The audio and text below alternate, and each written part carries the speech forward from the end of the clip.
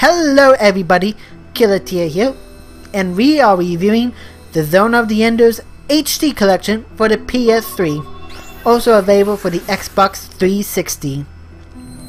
Now before we dive right in, I should let you know that I have not played the original PlayStation 2 version of these games, so we're going to be looking at these with fresh eyes.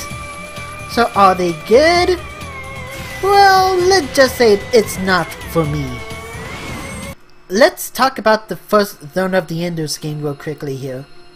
The combat is fast paced, the controls were very responsive and tight, and the graphics for a PS2 game was upscaled very nicely to work on the modern consoles. As a matter of fact, if it wasn't for the poorly designed full motion videos, you could have easily mistaken this game for a PlayStation 3 game and not a upscaled PS2 game. However, I didn't really enjoy the story of this game, especially in the part where Leo just happens to find the orbital frame unit Jehuti just as his home space colony was under attack.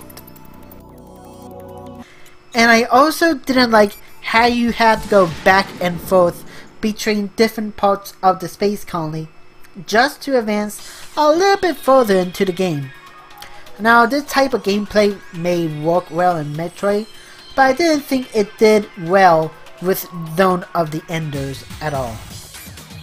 Even with that being said, the first game in a new franchise is usually the experimental one, so maybe Zone of the Enders, the second one, will be a superior game.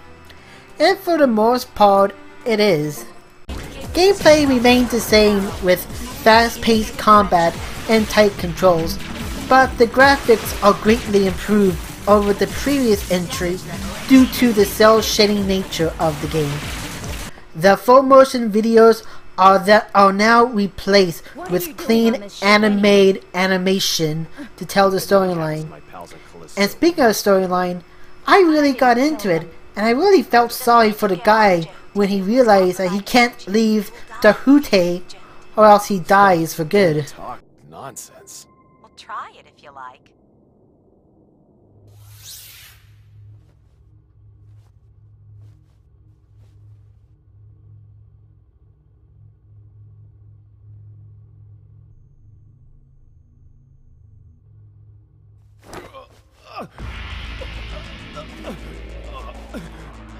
Sit down, it's too dangerous.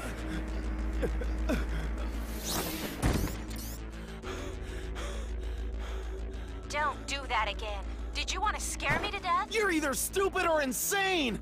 Although I was enjoying the second one a lot, what really killed my enthusiasm for this game was a huge difficulty spike that occurs in the train section, where you have to destroy it in 5 minutes while also combating waves after wave of enemies and oncoming projectiles that you can't see all the time.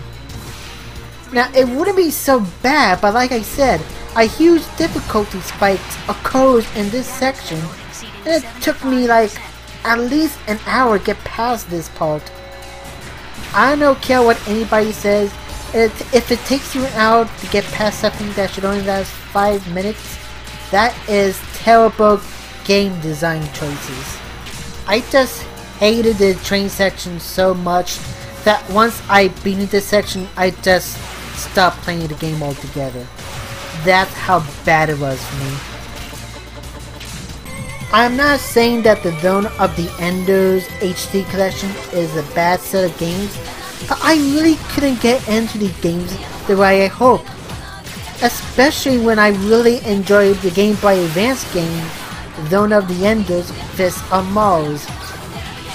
Speaking of which, if you want to make it up for me, Konami, re-release this game on the 3DS or do an HD remake of this. Just don't let high voltage software do that job, okay? So overall, I'm gonna have to give Zone of the Enders HD collection a D. This is Killatia signing off, and I hope to see you all next time.